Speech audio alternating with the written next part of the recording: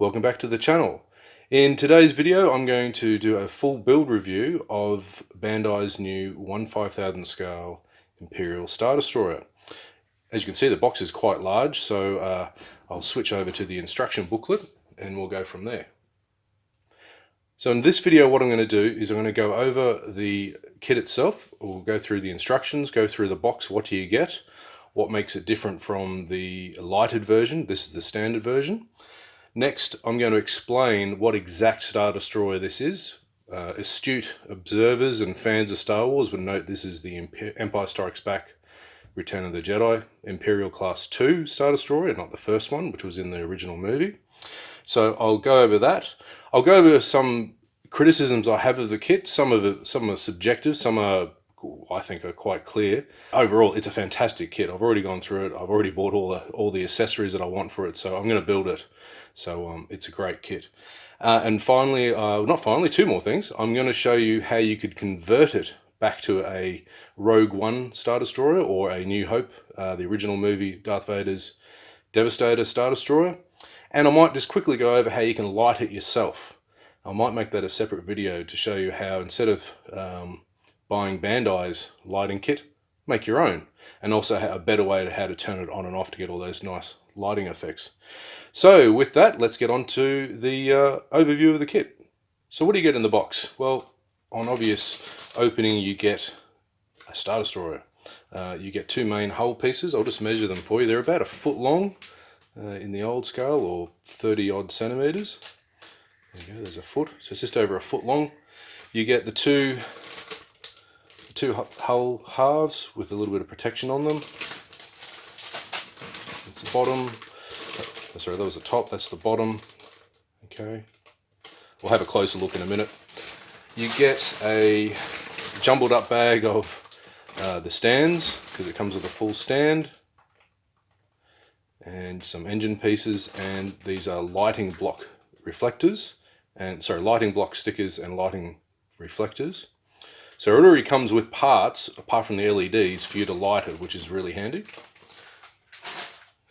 And you get one more final big bag, which is a lot of the superstructure parts, and you get a clear piece here. So remember, Bandai does multicolored injection, so that's a clear piece here that connects all the engines together, so you only have to use a handful of LEDs. And on the back here you'll see this white flimsy plastic. That's used for inside the ship to direct the LEDs, and it's got little holders here everywhere.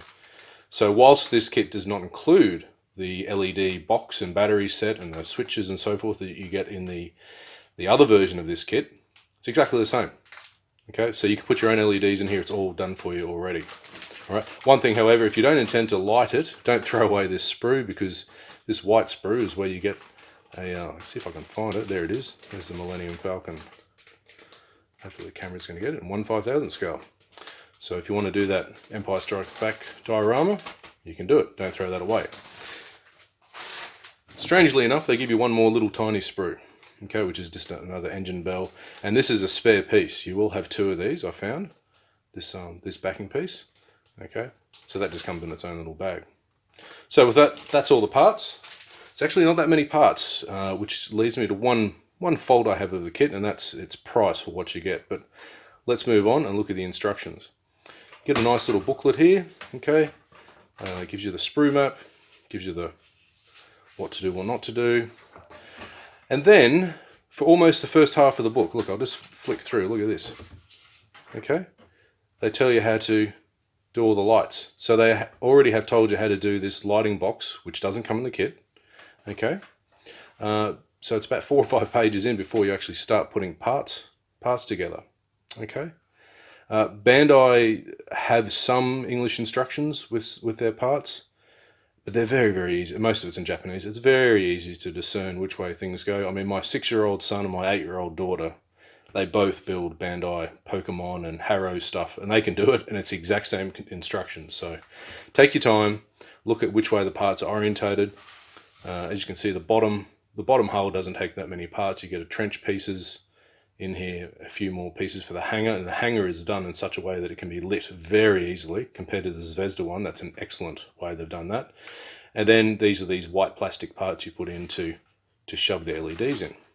So again, more instructions on how to put LEDs in, another page of instructions. So the booklet itself is a bit it's a bit deceiving. The actual construction's not that long. It won't take you that long to actually build it. Here's the engine diamond that I called at the back. Okay, it's very, very well detailed. And you do have options there, and I'll explain in the build.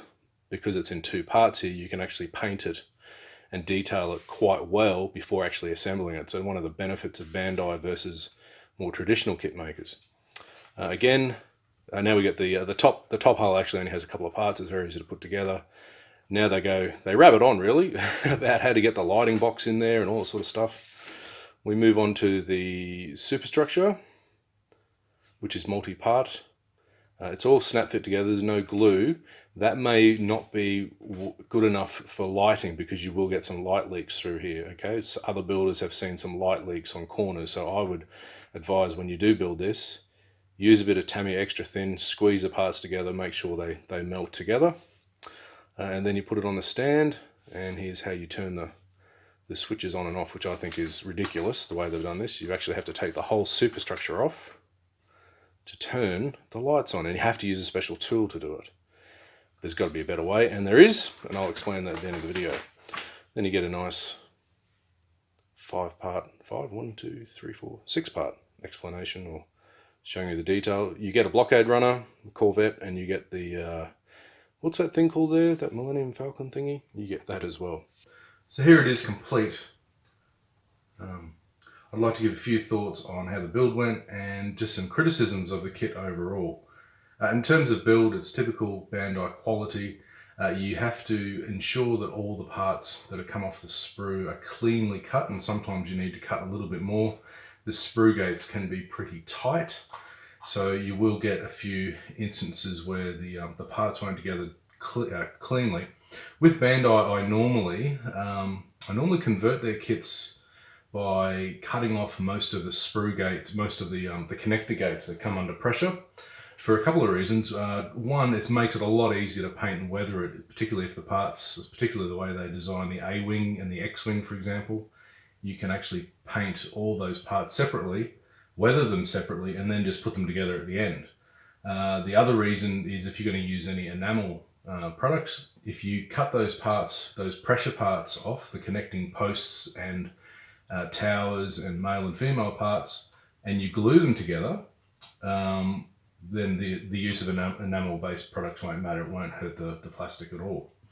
But anyway, I mean, it's typical Bandai. I really can't criticize the way it goes together.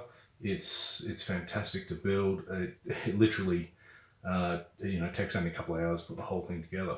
However, I do have to give some criticism, some of which are subjective, some of which I think quite clear, and I'll just go over them briefly. The first one, the size. It's a good size, 32 centimeters, just over a foot long in the old method. But it'd be nicer if it was just a little bit bigger, maybe 40 centimeters, 45 centimeters, something in between this and the Zvezda Behemoth, which is 2 feet long. And that's too big. I mean, for the average modeler, I mean, and my Star Destroyer, the Errant Venture conversion that I did, it just takes up so much room in the display cabinet. So to make this just a little bit bigger, give it a bit more heft, I think that would be really good. And it leads into my second criticism, and that's the panel lines. Now, they get all the panel lines correct, but at this scale, 1/5000th scale, I mean, we're approaching Airfix Death Star panel line, Death Star trench panel lines. I mean, they're quite wide. I mean, they're crisp, but they're wide. They're quite deep. I mean, look at them all here. You shouldn't be able to see that at that view. You should have to actually, zoom in quite a lot and go, oh, yeah, there are panel lines there. Which leads me to a couple other things, because when you put the parts in, when you put these connector parts in, the panel line gaps don't equate to the molded in panel lines. So you get that problem here, you get it here at the forward part, and if I just turn this over, you also, well, they've managed to do that because that's a positive thing, it's not actually flush.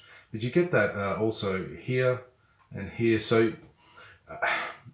to do a really good job, you're going to have to get out the sprue goo or some sort of very thin filler and very carefully make these equate to the other ones, or actually just use some glue and just don't leave them in as is.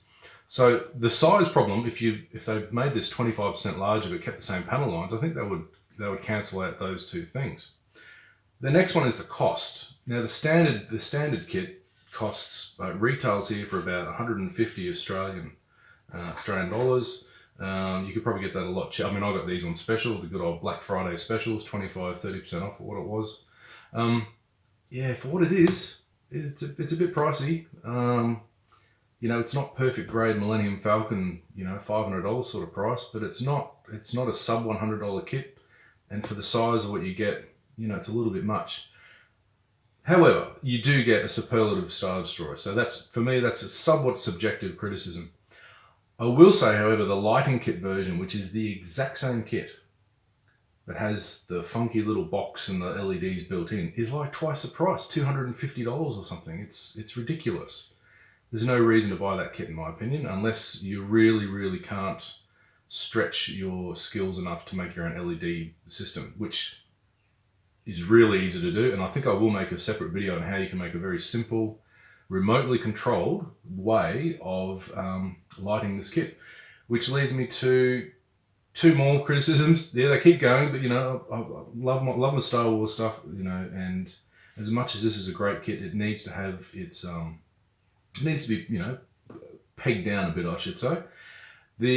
Like I said, I've done a Star Destroyer before. I've drilled all my own holes for the lighting to go through, you know, through here. And I think I did something like 600 on my Zvezda kit, because the Zvezda kit doesn't have anything. Now Bandai, I think Dog Below has done that for you. I hope you can see that there. If not, I'll take a photo and put it up. And they've pre-drilled it. It's fantastic, all the way along the trenches. And they've also done a fantastic job of putting holes and light here in the hangar bays.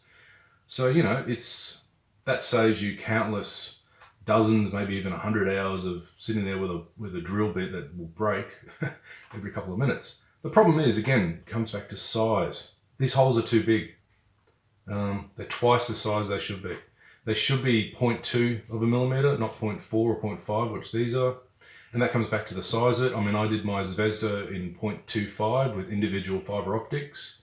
You can get away with it using LEDs to backlit these holes, but you get that, what's that called? That effect, that sort of star bright effect. You're not actually seeing a point of light, you're seeing a backlit of light. So, you know, again, it comes down to the size issue.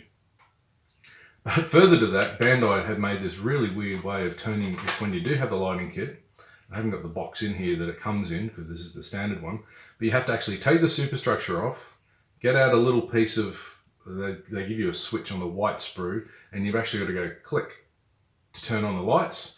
Then you put this back on, and hopefully that all goes in again, you know, and I mean, it's rudimentary, it's a quick fix. The best way to do this is to use a remote control or to wire it permanently. And again, I'll show you how I would approach this if I was just doing it straight on the stand. You probably just drill a hole through here and have all your switching and stuff underneath the stand. That makes more sense to me. Finally, the last sort of criticism I can give, and something that, you know, it's an opportunity lost. They could have made the parts to convert this to an Imperial Class-1 Star Destroyer. By just, you know, changing having this piece here on the bridge changed over, the array, all the parts that I've explained about the differences between this one and the Imperial Class-2, Imperial Class-1, I should say. Again, would have taken a lot of tooling, a lot of time to do that. Probably not. Would have been really good to have that instead of having to go your own way and converting it. But look, it's a great kit. These things are things that you can improve yourself or just live with and be happy with a really, really good Star Destroyer. So with it fully built and the review made and some of the criticisms of the kit, we have to actually explore what sort of Star Destroyer this is, which I mentioned in the introduction. There's actually two classes of Star Destroyer. The one you see in the original movie with the blockade runner getting chased, Princess Leia's ship, is what's called an Imperial Class-1 Star Destroyer. This isn't it, okay? So even though Bandai have included the blockade runner, you can't actually use that and make a diorama of that original A New Hope episode 4 opening scene. Because this is an Imperial Class-2 Star Destroyer, and I'll explain why. The major difference is the conning tower here. Okay, I'll put a picture up to explain the difference between this one and the other class. The turbo laser batteries on the side there are different. There's no gun turrets here, and there's no quad gun turret here, and there's no engine baffles here. So there is quite a few differences to take into account, and it would have been nice for Bandai to put those parts in so you can plug and play, so you can decide to do, well, I want to do a Rogue One Star Destroyer, A New Hope. But for this one, this is Empire Strikes Back, Return of the Jedi. Okay. However, it's not that hard to convert, and if you just hold on, I'll show you in a minute. And here it is. Okay, I'll put some pictures up to show you the main differences, but just to point them out, what I've done here is I've used 3D printed parts from Shapeways via 308 Bits and Nicholas Sagan at Cosmos Models, and there's a new bridge, new turbo lasers plus ion cannons there, and a new dorsal piece or dorsal turret. And you can get, and I'll just pull them out here, it's easier if I can. You can get engines with baffles on them, or you can make your own. I'm going to attempt to make my own using a silhouette cutter, just make them out of sheet styrene. The other scratch building part I did was I made these new quad guns here on the small indent of the trench, one on each side, and I had to add my own little turrets from 1/700 scale World War II ships for the dorsal turrets. So it wasn't that hard a conversion, and I must admit the detail here on the 3D parts is quite good. It just needed to be super glued onto the Bandai bits. So yeah, so now a little bit more expensive, a little bit more money. I mean, we're talking about $30 odd just for the new tower, $20 odd or something for the other parts. So it starts to add up, and like I said, it's one of my criticisms of Bandai. I wish they had added these as just straight, conversions. But there we are. So now you can actually do, with the blockade runner, you can do the original, I'll just turn it over. You can put it here in the major hangar, or you can do Rogue One, which I happen to do with, I want to do with this one as a Rogue One Star Destroyer.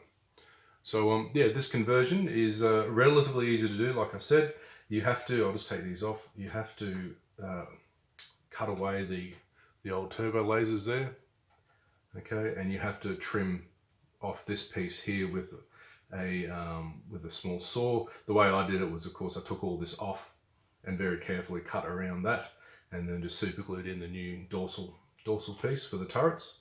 And thankfully the way that this bridge is designed, I'll see if I can pull it out. Okay, the way the bridge is designed, these parts just come straight out. This one had to be trimmed just a little bit here. The tab, I just cut the tab off. I glued this in properly, and then just here along these edges, I had to just very carefully trim them to match the profile there. And there's a small gap which should be easily filled with a little bit of filler, and that's done. Unfortunately, the towers though, I had to cut the original shield generator towers off the original part and put them back on like that. It would have been nice if they were molded into the part, but I guess it's one of those limitations of 3D printing. So there we have it. You can convert and make into a different Star Destroyer. One of the highlights of the standard Bandai kit is the white plastic parts that are included, so you can install a lighting kit which is available separately. Bandai makes their own battery box and lighting set that fits here in this large cavity, and as I showed in the instructions at the start of the video, they give you quite a bit of diagrams to show you where to place LEDs in these brackets all the way across here in the upper hull, into the front there and the sides, the trenches, and then up through into the tower. You have one poking up there, and that illuminates all of the superstructure. You can see all the holes there if you didn't see them before. As I said in my criticism part of the video, I thought that this is an expense that's far outweighs what you can do by yourself. And if you are a novice when it comes to lighting your own kits, I can understand why you would prefer to have the OEM, the original equipment stuff instead. However, the way this has been designed for the standard kit, it's really simple. If you want to just get a simple 3-volt coin battery, one of these with a simple switch, okay, you could run that through the bottom of the hull here. You don't need to put it inside. Drill a small hole through here that corresponds to the bracket here on the stand, okay, and then run that wire either down one side or the other, and then simply put your coin battery in there. Okay, so when you want to turn it on and off, I mean, you could run the switch to the side. If you wanted to hide it, you could just have it underneath and just click it there or what have you. The other option, of course, is to use one of these units, and that's a remote control. Similar sort of situation. You put your battery inside the kit, inside the hull, and the little receiver would be somewhere else. You could store the switch here or somewhere else, and you can turn it on remotely. And it's a very simple design. I highly recommend Evan Designs in the States, moderntrainsoftware.com. They're fantastic. In terms of lighting, just get some generic pre-wired LEDs. You can easily, there's about 10 or 12 you can put in here. You can put them all together and run them off one 3-volt or a 9-volt system, depending on what you can get. It's relatively simple to do. When I first did my first Millennium Falcon several years ago, I was a bit worried about how hard it was. I'd never done electronics before, but no, it's actually quite simple. And if there's enough demand, I'll show you how I'm going to light this one. I'm going to add a few more little extra effects, but the base system will be what I've just described. So my advice is, do not buy the light system unless you can get it for half price, and make your own and go from there. So I hope you've enjoyed that full build review and conversion and a few other interesting tidbits about the different Star Destroyers and about Bandai's effort. If you really are a big fan of Star Wars, I hope you go out and get one of these and get it. I haven't touched on the painting and weathering side, and again, that is a issue in and of itself, how to paint and weather these Star Destroyers. But I really hope you've enjoyed that, and I'll leave with just a few pictures of both the standard one and the converted Star Destroyers, and happy modelling.